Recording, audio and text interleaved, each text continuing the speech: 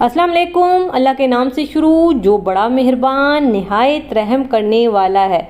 आज हम बनाएंगे बनास्पति घी से मक्खन बनाने का तरीका। दूध की बलाई या फिर दही की बलाई से आपने मक्खन तो ज़रूर बनाया होगा, लेकिन बनास्पति घी से मक्खन आपने आज से पहले कभी नहीं बनाया होगा।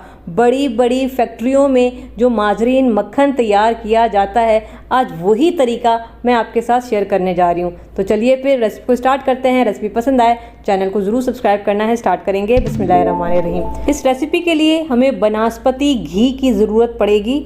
कोशिश कीजिएगा कि बनास्पति घी किसी अच्छी कंपनी का लें, ठीक है। मुझे डालडा का नहीं मिला है तो मुझे जो मिला मैंने वो ले लिया। डालडा का आप बनास्पति घी लेंगे तो ज़्यादा अच्छा है, क्योंकि उसमें बड़ी अच्छी सी खुशबू होती है। या फिर जिस भी कंपनी का आपको बनास्पति घी अच्छा लगता है आप ले सकते हैं, कोई मसले वाली बात नहीं है। अच्छा, यहाँ पे मेरे पास 2 पैकेट है बनास्पति घी के। ये एक पाव का 1 पैकेट है, तो टोटल मेरे पास आधा किलो जितना ये बनास्पति घी है, ठीक है। 2 पैकेट 1 पाव के आधा किलो के बराबर हो जाएंगे। अब हम मक्खन बनाना स्टार्ट करेंगे। हमें पैन चाहिए होगा और ये जो घी है हम इस पैन में डाल देंगे। अच्छा, अगर बहुत सारे लोग ये सवाल कर रहे हैं कि हम ऑयल ले सकते हैं, तो ऑयल बिल्कुल भी नहीं चलेगा, हमें घी की ही ज़रूरत पड़ेगी, ठीक है। तो ये मैं दोनों पैकेट डाल दूँगी पैन में, ठीक है। इसके बाद हम चूल्हा ऑन करेंगे यहाँ पे, और सबसे पहले ये जो घी है इसको मैं पिघलने दूँगी। जब घी पिघल जाएगा तो अब यहाँ पे हल्की आंच पे इसको तकरीबन 2 से 3 मिनट तक पकाना है।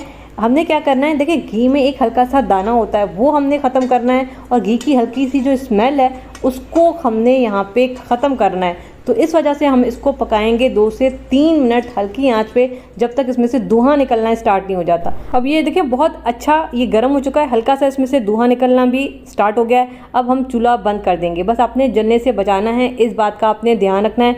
अब हम इसको थोड़ी देर के लिए ठंडा होने के लिए रख देंगे, क्योंकि ये इस वक्त बहुत ज़्यादा गर्म हो चुका है। इसको मैं यहीं चूल्हे पर रहने दूँगी, क्योंकि ये काफ़ी गर्म है, यहीं पर इसको ठंडा होने देंगे। देखिए ये हल्का सा ठंडा हो चुका है, इतना ठंडा हो गया है कि अगर मैं इस तरीके से इसमें उंगली डालूंगी तो मेरी उंगली जल नहीं रही है, ठीक है। लेकिन ये अभी भी गर्म है, नीम गर्म से थोड़ा सा ज़्यादा गर्म होना चाहिए। इसको हमने इतना ठंडा करना है, ठीक है। इसके बाद हम क्या करेंगे, जब ये हल्का सा ठंडा हो जाएगा तो हमने इसमें डाल देनी है बर्फ़। बर्फ़ हमने खूब सारी डालनी है, क्योंकि अभी गर्मी है तो हमें बर्फ़ की ज़रूरत ज़्यादा पड़ेगी, ठीक है। तो मैं इसमें काफ़ी सारी यहाँ पे बर्फ़ डालने वाली हूँ, ये देखें। तो इस रेसिपी में बर्फ़ का काफ़ी सारा काम है, तो आपने काफ़ी सारी बर्फ़ डालनी है। इसके अलावा मैं इसमें डालूंगी ठंडा पानी, फ्रिज का ठंडा पानी डालेंगे। तकरीबन 3 से 4 गिलास जितना हम इसमें ठंडा पानी डालेंगे, और ये थोड़ी सी बर्फ़ मैं और डालूंगी। तो सोचें इसमें कितनी ढेर सारी बर्फ़ मैंने डाली है। इसके बाद जो है हम इसको अच्छा सा करेंगे मिक्स। अब देखिए हमने इसको इतना मिक्स करना है कि ये जितना भी घी है ये दोबारा से इकट्ठा ही नहीं हो जाता, जम नहीं जाता है। तो हमने इसको बहुत अच्छा सा मिक्स करना है जब तक ये सारा घी दोबारा से जम जाए, ठीक है। तो बस इस तरीके से मैं इसको मिक्स करती जाऊंगी। अब ये देखें जी, ये पूरा घी जो है वो जम चुका है और ऑयल से बिल्कुल अलग होकर ये देखें इस तरह का ये हो चुका है, ठीक है। आपने उस वक्त तक मिक्स करना है जब ये सारा घी दोबारा से जम जाए। अब हमने क्या करना है, इसी बर्फ़ में ये जो घी है इसको तकरीबन आधे घंटे के लिए हम छोड़ देंगे, ठीक है। तो बस हम इसको ऐसे ही आधे घंटे के लिए छोड़ देते हैं, और आधे घंटे के बाद अब देखें ये जो घी था हमारे पास, इसका कलर हल्का सा लाइट हो गया और ये बिल्कुल सख्त हो चुका है। ये देख रहे हैं बिल्कुल बर्फ़ की तरह हो गया। तो हमें इसी तरीके का चाहिए, ठीक है। तकरीबन आधा घंटा तो आपने छोड़ना है, ये बिल्कुल सख्त हो जाए। और इसके बाद हम क्या करेंगे, मैं इसमें डालूंगी गर्म पानी, नीम गर्म पानी डालेंगे, क्योंकि ये जो हमने बर्फ़ डाली है इसको हमने पिघलाना है, और ये जो घी बिल्कुल सख्त हो गया है इसको हल्का सा नरम करना है। तो इस वजह से हमने इसमें गर्म पानी का इस्तेमाल किया। ये देख रहे हैं अब ये घी जो है वो नरम हो चुका है। अब क्या करेंगे, इसको इसी पानी में इस तरीके से दबा देंगे, ठीक है। इस तरह से दबा देंगे और इसको मज़ीद आधे घंटे के लिए छोड़ देंगे। पानी में हमने नीम गर्म पानी तो डाला था, लेकिन ये फिर भी अभी पानी ठंडा है, क्योंकि इसमें काफ़ी सारी बर्फ़ थी, तो ये पानी अभी भी ठंडा है। इसी में आधे घंटे के लिए हम इसको छोड़ देंगे।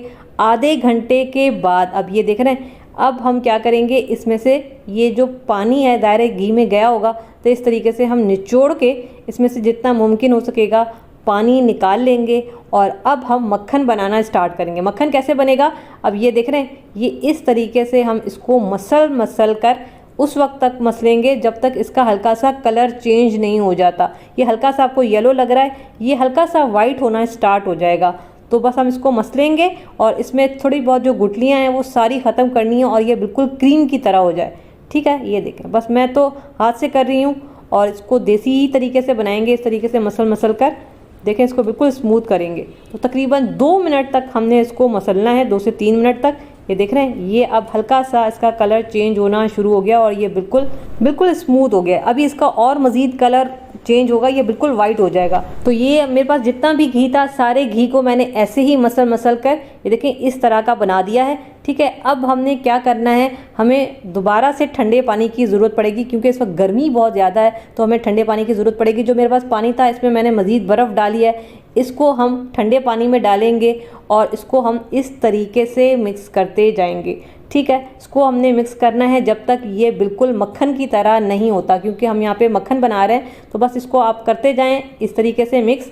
ठीक है, तो तकरीबन ये 3 से 4 मिनट लगेंगे, ज़्यादा टाइम नहीं लेगा। और ये देखिए, अब इसका मक्खन बनना स्टार्ट हो गया। ये देख रहे हैं, बस थोड़ा सा और मैं इसको करूँगी, 1 से 2 सेकंड के लिए और इसको मिक्स करेंगे। ठीक है, तो ये देखें, अब ये हमारा माजरीन मक्खन तैयार हो चुका है। अब हम इसको इसमें से निकाल लेंगे। ठीक है, ये मैं आपको दिखा दे रही हूँ। ये देखें जी, ज़बरदस्त माजरीन मक्खन, जो कि आप बिस्किट बनाते हैं, केक बनाते हैं, बेकिंग की जो चीज़ भी बनती है उसमें यही वाला माजरीन इस्तेमाल किया जाता है। बहुत सारे बेकरी वाले कहते हैं कि हम देसी घी का इस्तेमाल करते हैं, ये करते हैं, वो करते हैं। इसी माजरीन का इस्तेमाल किया जाता है और ये बहुत ही ज़बरदस्त है।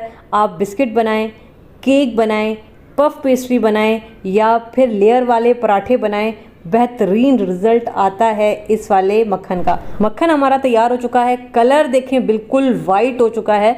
ठीक है, अब आपने इसको जिस भी चीज़ में रखना चाहते हैं उसमें आप रख सकते हैं। मेरे पास ये बॉक्स है प्लास्टिक का, मैं इसमें डाल दूँगी। ठीक है, अभी देख रहे हैं ये इतनी शदीद गर्मी है तो ये फ़ौरन से पिघल रहा है, तो इसमें हम इसको सेट कर देंगे। ठीक है, और फिर जब भी हमें चाहिए होगा उसके बाद बस हम निकालेंगे और इसका इस्तेमाल करेंगे। ठीक है, तो बस इसको थोड़ा सा मैं सेट कर लूँगी और इसके बाद हम इसका ढक्कन बंद करेंगे। और ये जी बाज़ार में मिलने वाला माजरीन बटर हमारा तैयार हो चुका है। जैसे फैक्ट्रियों में तैयार किया जाता है उसी तरीके से मैंने आपको बनाना सिखाया है। अभी मैं इसको फ्रिज में रखूँगी तकरीबन 3 से 4 घंटे के लिए, थोड़ा सा ये जम जाए, उसके बाद मैं आपको दोबारा दिखा देती हूँ। तो यहाँ पे इसको फ्रिज में रखे हुए तकरीबन 4 घंटे हो चुके हैं। अब मैं आपको दिखा देती हूँ कि ये किस तरह से जमा है। ये देख रहे हैं, ये जितने भी बेकरी आइटम होते हैं, बिस्किट, केक, बटर, ब्रेड, इस तरह की जितनी भी चीज़ें होती हैं, पफ पेस्ट्री, उसमें जो बटर इस्तेमाल होता है उसमें यही वाला बटर इस्तेमाल किया जाता है। अगर आप भी बेकिंग का शौक़ रखती हैं तो फिर ये बटर आप घर में बना सकती हैं और फिर आपने जिस भी चीज़ में डालना हो उसमें डाल कर इस्तेमाल कर सकती हैं। आधा किलो घी से आपका 1 किलो जितना बटर तैयार हो जाएगा। अच्छे खासे महंगे दामों में ये बाज़ार से मिलता है, आप घर में कम कीमत में बना सकती हैं। तो बनाइएगा, फ़ीडबैक ज़रूर दीजिएगा और मुझे बताइएगा कि रेसिपी कैसी लगी।